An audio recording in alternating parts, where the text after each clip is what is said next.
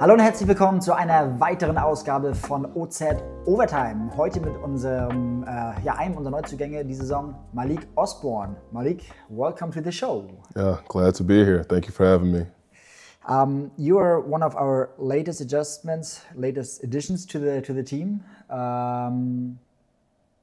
But your stats are pretty good for a guy who comes in late. You scored more than 13 points, have more than 7 rebounds a game.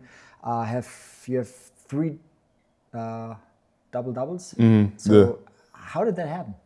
I mean, it really was all right situation. I would say that Coach P he brought me into a great team that already was, good before me, and then thought I could come through and help the team. And so, being in his system, being around his team, the chemistry was already amazing.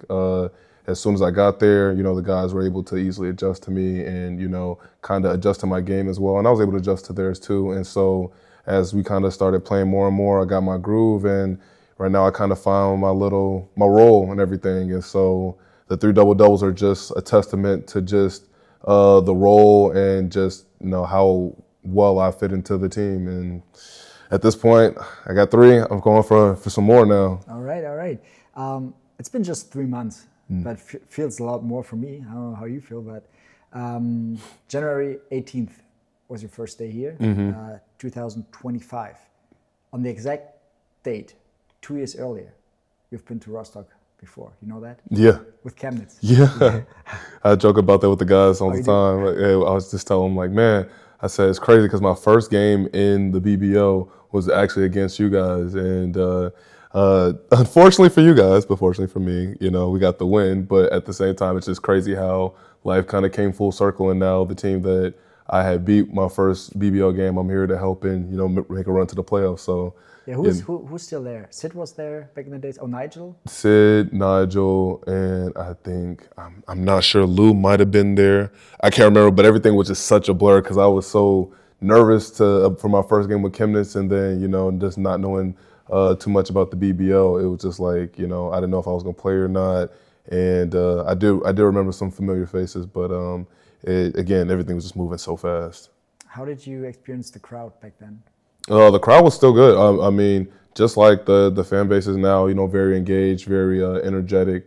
Back at the time when I was playing for Chemnitz, it was the same thing, so it was just still a lot of energy. The support was there. And even though, the game was up and down, the fans were just constant, constantly cheering, constantly trying to give the team energy and just constantly backing the guys, and it gave them life. And seeing that from the Chemnitz perspective now and to see it from playing for Rostock is like, you see how important that really is. So, shout out to the fan base. Yeah.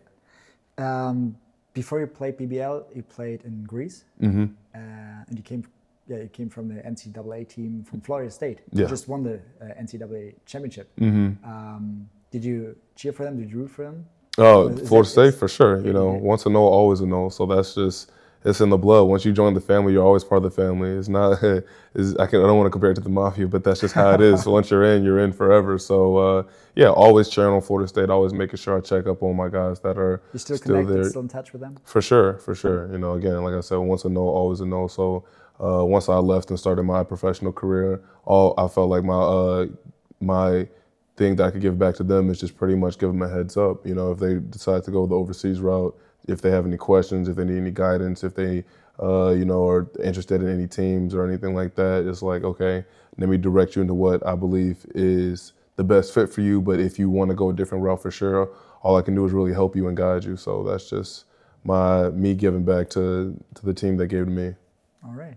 Yeah. How would you describe your playing style? What makes you unique on the court? I would say my uniqueness really comes from my versatility, really. I pride myself honestly on being, people call it a glue guy. Me personally, I call it a whatever guy.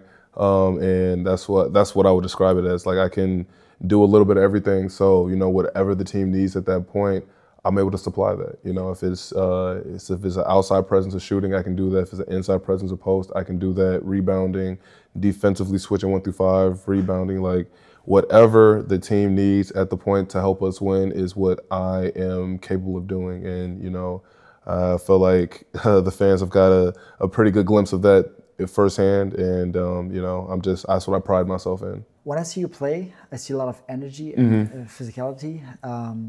Where does that intensity come from? I would say that I always kind of had passion in everything I do, really. And so when it comes to sports, there's always a special type of competitive passion. I like winning, obviously. And, when I was starting playing sports, I wasn't always the most skilled, but my energy and my hustle is what got me noticed, and then eventually, got me to where I'm at right now. And so it really kind of became my trademark. So when it comes to me being on the floor, I'm putting my heart and soul into the game. And so I think the fans are able to notice it. I know my teammates notice it, and I'm pretty sure even the opponents notice it as well, that when you're playing me, you got to get ready, because I'm giving it everything I got every day in and day out. Yeah. Do you have a special mindset when you're crashing the boards and protecting the paint? When the ball is up in the air, the only thing I'm thinking about is it's mine, go get it. It's mine, go get it. And so being equipped with tools of just make good hand speed, good footwork, I feel like I'm able to either get around you or use my strength to go through you at that point, and then I have my athleticism to out jump. So when I think of all these tools, I think, why not the rebound be mine at this point? Like, if I put my mind towards it, I should be able to go get it.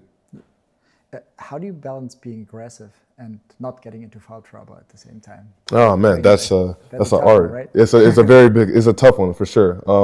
Sometimes though, when I do get fouls, I know that that's just me just being aggressive. But when it comes to not trying to foul, it comes with just doing it the right way. Going for the rebounds the right way, not being overly aggressive and I feel like when I foul, it's because I'm trying to do too much. Like I feel like if either my footwork's not right or either I'm tired or something, that's when I start fouling.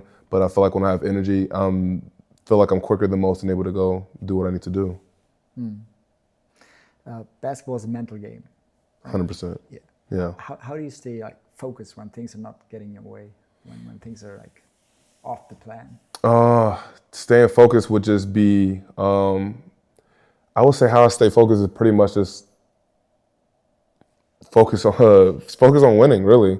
There's been a few games this year where I felt like I wasn't as locked in as I needed to be, and that might be because I'm focusing or thinking about the wrong things. My mind might be in other places, or I'm just not keeping the main goal. And so when I think about winning, I think about, like I said earlier, being a whatever guy. And, and at that point, when I start focusing on being a whatever guy, I start doing the right things, and the right things generate energy for me to do some more good things. And then at that point, it kind of just fixes itself. My mindset fixes itself, and, my style of play starts to align with what it takes to win. So just focus on winning, doing whatever it takes. It may not always be scoring. It may not always be rebounded. Sometimes it may be vocal. Sometimes it may just be my defense, and that allows me to kind of just get back on track.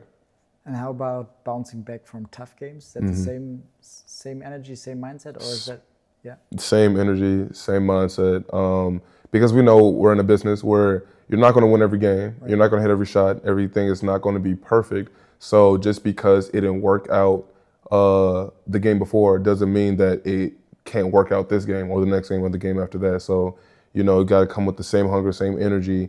And like I said, everything will start aligning itself as you focus on the right thing. So if it's a rough game, either personally or as a team, come with the same mindset. Probably, you want to go a little harder, but just, basketball is not a sprint, it's a marathon. You gotta pace yourself each quarter. And at the end, you see where you land at. How about a whole season? Like, how do you handle the ups and downs of a season emotionally? How does that work? So I would say, and honestly, I put a lot of emphasis on this, with my my young guys I talk to that are coming out of college or just starting their professional careers. Like, at the end of the day, this is a job, but you are also a human. You're also a kid growing up, learning, going through life, going through, professional business. So you got to find things that you enjoy outside of basketball. You know, like if you make basketball your entire life, then that is when, you know, the sport, you don't control the sport controls you, you know. So if you're doing really well, then, you know, you're feeling really good and you're on this high and you're feeling like untouchable, which is cool. But, you know, that means also it's going to dip down, and when you start feeling low, then you feel lower than you're really supposed to, knowing that this is still a game too as well. So you got to find things that keep you leveled, whether that be talking with family and friends, whether that's playing the game, you know, whether that's going out, like just hobbies, you know, whether you're reading, if you knit, if you paint, if you draw, you know. Just do something to get your mind off of basketball, because you are a human at the end of the day. You must control the game and don't let the game control you. And, you know, looking at some of the greatest players, whether that be in Europe or in the NBA, they're never too high and they're never too low. LeBron and them are never too high, never too low. They're at a constant pace. Even when they do something great, they stay constant throughout the season because they know that it can change in an instant like that. So just take your mind off the game. The game is always going to be there. The game is your job. That's the whole reason you're over here. So it's not going nowhere. But, you know, your hobbies and everything, you got to focus on that. You got to focus on family, staying in touch, and just keeping yourself leveled. All right. Good one. Let's talk about team culture. What kind of teammate are you? Oh, man. On the court and in the locker room. Okay, so on the court, I feel like I'm everybody's biggest hype man. I don't know if people who watch the game, when other teammates get and ones, you know, I'm the first one celebrating. I'm probably the only one yelling, flexing, whatever, because those type of things, you know, they go a long way as far as just like for the individual who scored, but also just as a team. You know, sometimes it may be one of those rough games, and, you know, we're trying to climb back from a deficit, and that type of thing sparks energy, and it's contagious. That might give you that extra push. Exactly. Yeah. You know, that type of energy is contagious. Just like how negative energy could be contagious, positive energy is very contagious as well. So, but also, like I said, I have passion for the game, and I love to see my friends and family win. So when my teammates are out there on the court and they're doing well, it makes me feel good, you know, that to see them do well. So that's just the type of guy I am. And off the court, I mean, shoot, I love to joke. I joke all the time with the guys. Love to talk about whatever, you know, just be able to socialize, converse, you know, whether it's something about basketball or if it's anything about life. We talk about a whole bunch of things, and at the end of the day, you know, I just like to create a good vibe, you know, create good vibes create good chemistry create good teammates create good culture creates winning. So it's all a domino effect. Would you say good vibes are the key on building team chemistry? For sure. Yeah? For sure.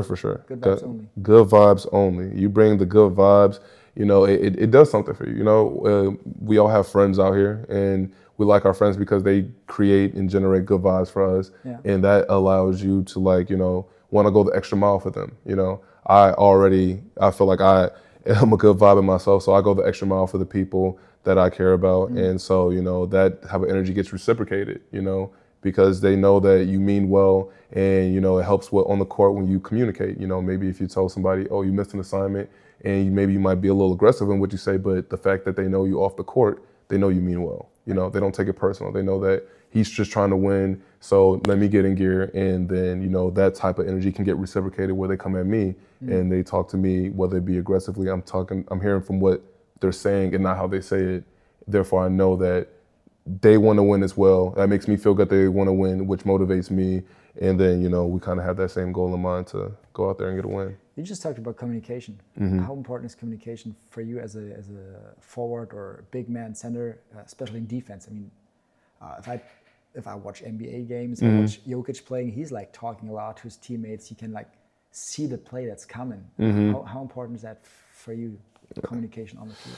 I would say communication is at least half the battle for us, really. You know, because the guards are out there, they're on the perimeter. So most of the game, they're playing above the three-point line with their back towards all the action, you know. And so as us being forwards and centers, we're in the bottom, we're at the block, so we're basically seeing everything going on. We're seeing the flare screens at the 45 angle, we're seeing the ghost screens, we're seeing the cuts, we're seeing all these other things that are happening. And so basically we got to be the eyes and ears for everybody else. You're like the lighthouse there. Yeah, basically the lighthouse or the quarterback or the overseer, whatever you want to call it. But we're seeing all these actions, and therefore, if we're able to communicate to our players, it makes their job a lot easier. But how hard is it in a arena that's like crowded and like loud as hell? Can you actually hear your teammates?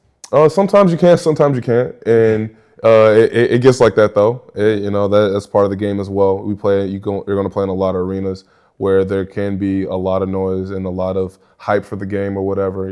So you got to be able to be above that. You got to be able to. You might have to scream at the top of your lungs sometimes. You might have to. There might be some miscommunication where they don't hear you, and they're going to look on film and see that you're trying to talk to them. But at the end of the day, they know that they're not crazy. They know that it's loud in the arena as well, and that's why we huddle and we talk about it. Man, I told you that the scream was coming to the left, and it was like, well, I didn't hear you. Yeah. It's like, okay, I'm gonna try to scream louder next time, but know that this arena's loud, so you got to make sure you're aware, not just with your body, but just hearing as well. So it happens, whether they can't hear you or not. But all you can do is do your best. Yeah, that's all you can. But yeah, communication is always. But communication is at least half the battle. All right. Let's talk about your career journey a little. We talked about Florida. How did high school shape you? Or was it just college that shaped you as the player you are today? College was honestly more important to me than, not college. High school was more important to me than college really was, honestly. Really? Yeah. High school, Where did you go to high school? I started off at this school called Marian Catholic, and that was in Chicago Heights, Illinois. I was there for 3 years and then ended up transferring to a school called Rich South, which now is Rich Township, and that was in Richton Park, Illinois. Transferring because of sports, because of basketball? Yeah, I was transferring because of basketball. Basically just being in high school, I was going through a lot of growing pains. When I was a freshman in high school, a lot of people don't believe this, but I was 5'6", so I don't really know what that is in meters, but I was pretty short. So I was shorter than me. Yeah, shorter than you. Freshman coming in very short, and then I just grew throughout my high school career and ended up finishing when it was all said and done being 6'6". So like a whole foot I grew. But there was a lot of events in high school that kind of just shaped my mentality, working on my skill set. Being a short player, in my head I'm thinking, okay, I might be a guard the rest of my life. Let me work on my guard skills. Let me work on my jump shot form. Let me work on my footwork, all this other good stuff. And then when I started growing, I was like, okay, now I can work on some big man stuff just in case I got a mismatch, being right hook, left hook, fade away. And then, I get to college, and then all these things kind of come into play where now it's like, okay, you can do it all. Now we just need you to figure out when to do, like the IQ of when to do it and when to pull these moves out. So, So it was a good thing for you actually being shorter, because then you get all the guards. Exactly. Guards things jacked. So you can shoot the threes. Yeah, that's why I be telling the coach, I'm like, man, I can play the one, man. You can really put the ball in my hand for real. We can put Lou at the three or whatever, and then I can just go ahead and run everything. But he doesn't believe me, so it's okay. We're still making it work, so I'm gonna just roll with it while it's good. But yeah, high school definitely shaped me a lot. And college was really the smoothing it out, like you got the concrete, and then how they just smooth the concrete out. That was pretty much me just getting polished. And then, professional, it was really just like the fine tuning with everything. And so, I think it's all really kind of coming together, but I'm still early in my career, so I still got stuff to go. What's one lesson from college basketball that still sticks with you today? One lesson from college basketball. The game ain't over till it's over. The game is not over till it's over. Is the game different from college to Greece, where you played after college? Definitely was. Definitely was a unique difference. Obviously, just from the small things of the game, of like the open step being a travel, to just the footworks and the tactics. In college, a lot of things are like, there's some strategy to it for sure, but you also got some athletes just versus other athletes, and you just kind of it's the athletes that play together and who want it more that usually kind of come out on top. But in European basketball, like overseas, it's a lot of tactics. You got to be locked into the scouting report. You got to be locked into which player does what well and which doesn't. You know, you got to be just locked into where you could find your spots to be effective. And it's a lot more of a mental game. Was that the biggest adjustment you had to do? For sure. Yeah. For sure. It definitely was, because, you know, you think, oh, I just got to go out there and they're going to let me shoot and I can get to my move and, you know, I can just out jump everybody. Nah, everybody's playing hard. Everybody's playing hard. It's hard to even kind of get a rebound, because even the smallest guy is running at you full speed and getting at your kneecaps, making sure you don't get the ball. And Greece is different playing, right? I mean, physical. Not just basketball. The crowds are crazy. Yes. Players are, I mean, that's their sport. Yeah, it is. It was definitely a culture shock. Very much. I definitely had some moments where I struggled, but I'm thankful for those moments, because they kind of shaped what Europe basketball is for me and helped me understand things really, really quickly, as opposed to like going to like a league that's more athletic and it's like, okay, I'm thinking it's like college, and then I go to like a spot like Greece or come to Germany and it's just like wow, where did this come from? You know, off the rip, I'm getting straight to it. So when I do go to other spots or play other teams or players that are up in the up and down type of style of play, it's like I'm used to that, but now let me add some strategy to it. And now it's like I'm able to really kind of have my way when it comes to playing the game at that time. Right. If you could give your younger self an advice, what would that be? Man, so much advice I would give him. I'd give him all the keys. I would say, are we talking like to my college self or to my high school self? Or just in general, just my younger self? Let's say the one who came over to Europe without knowing. I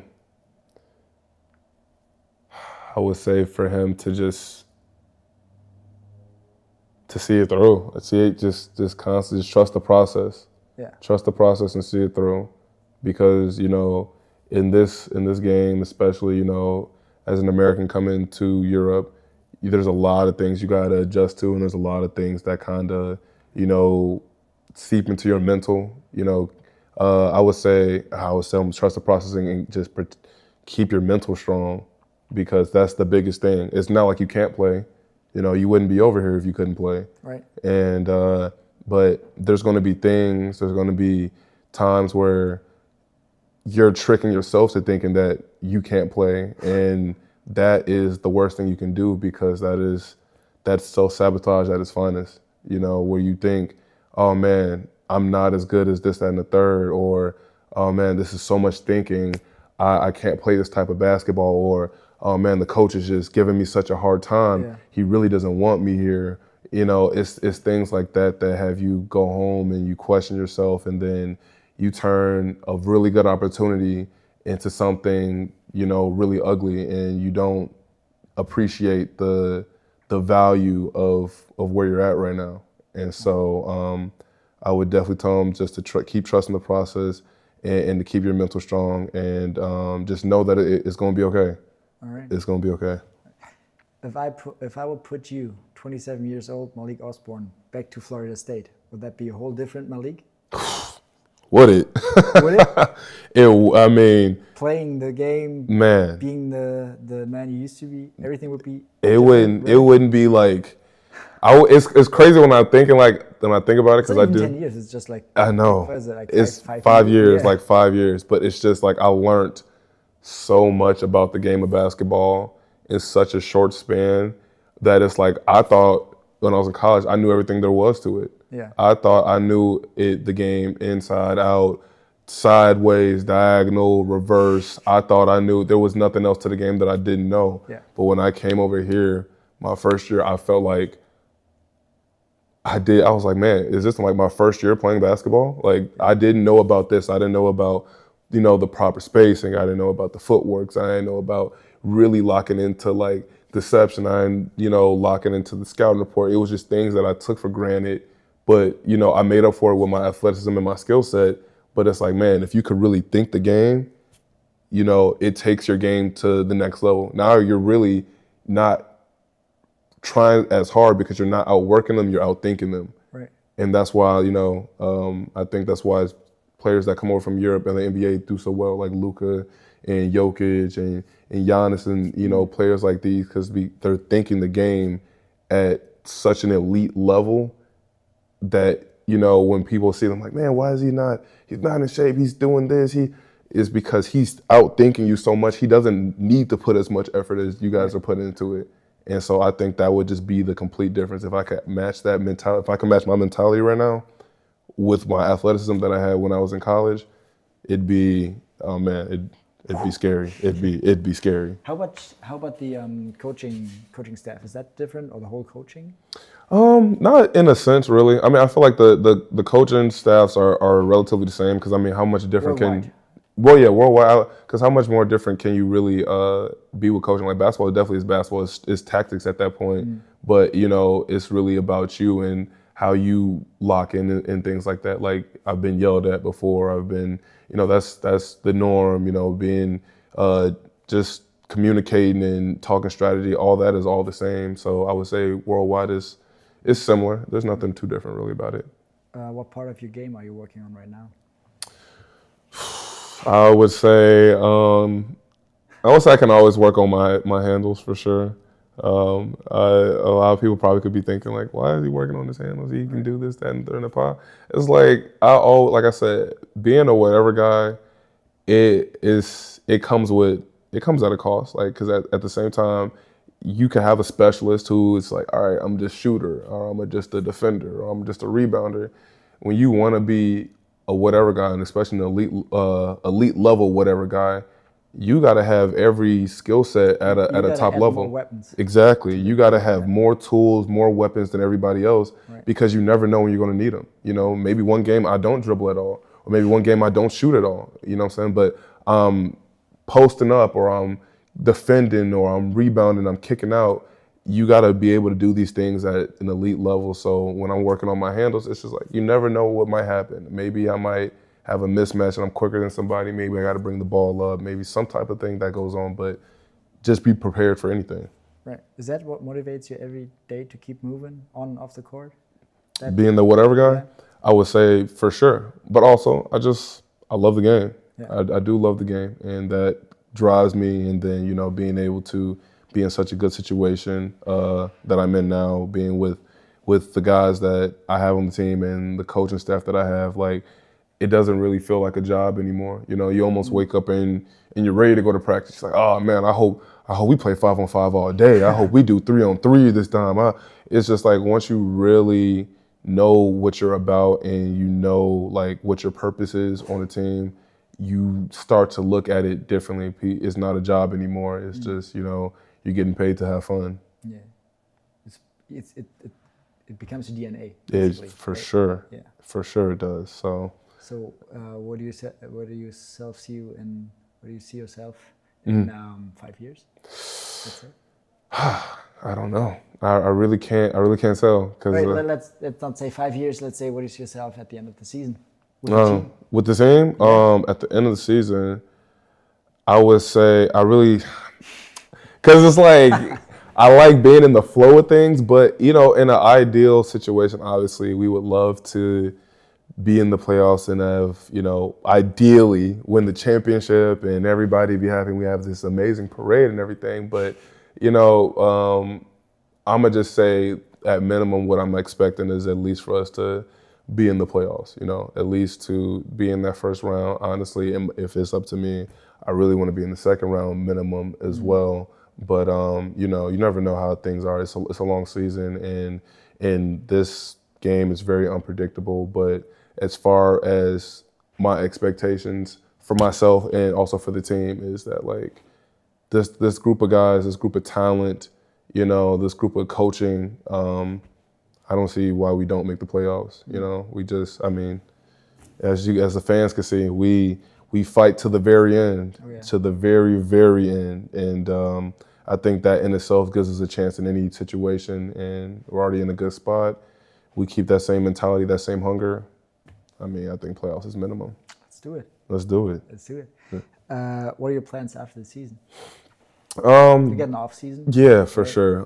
You just go back and take some time off. For sure. Just get your head off basketball. For sure. Yeah. I definitely want to take some time, probably travel Europe a little. You know, I got some friends that are out here too, so, you know, probably link up with them and be able to just, you know, see the world in a different perspective. I mean, we saw it when we were in the States, so we already know how the States are, but like, you know, really just be able to go out there and live life and then see what the world has to offer. And then, you know, being back home with my family, seeing my parents, you know, my sister, my friends back home, being able to spend time with them because I know they see me at this limited period anyways. So just really just enjoying that, embracing that, because, you know, the business is always around the corner, you know, and but business will always be business, and that will be majority of my life anyways. But enjoy what, just be in the moment, be in the moment with the people and where I'm at, you know. So. And when it comes to basketball, do you have a plan for the next couple of years? Or is there anything you want to achieve or reach? I mean, nothing in specifics. I feel like obviously when you're in basketball, you just want to keep climbing and keep playing at the highest level you possibly can play. But I mean, you also got to work on yourself. And I feel like in what I do and in the situation that I'm in, I just got to keep working on myself, and that alone will just take me to where I need to go to. So I don't really worry too much as to where I'm going. I'm more worried about what I'm doing, and what I'm doing will determine where I'm going. So that's just how I kind of see it. All right, when your playing days are over at some point of your career, what do you want fans and teammates to remember you? When I play this over, I want fans and teammates to know that, one, I gave it all. I gave it all I got, for sure. That's all out there. I gave it everything that I possibly could give. I gave it. And, you know, not only did I give everything, you know, I tried to make sure not only did I, but everybody else had a good time watching it, you know, that, you know, when they see me, they know that I'm engaging. I don't ever feel big time, because I really was never like a highly recruited, highly sought after player. So, you know, I love being around the fans. I love being around the team. I love being around the organization. And just so they know that they met a really genuine person who loved the game and loved performing for them as much as he loves playing it. All right. Yeah. That was some good last words here. Thank you. Time is over, Malik. Well, thanks a lot for the interview. No, thank you for having me. As much as I did. Oh, for sure. Yeah, see you on the court. For sure. For the rest of the season. Yes, sir. Thanks a lot, Malik. Yes, thank you. Ich hoffe, euch hat es gefallen. Das war Malik Osborne, einer unserer Neuzugänge dieser Saison. Schaltet wieder ein, wenn es heißt OZ Overtime. Bis dahin, ciao. Ciao.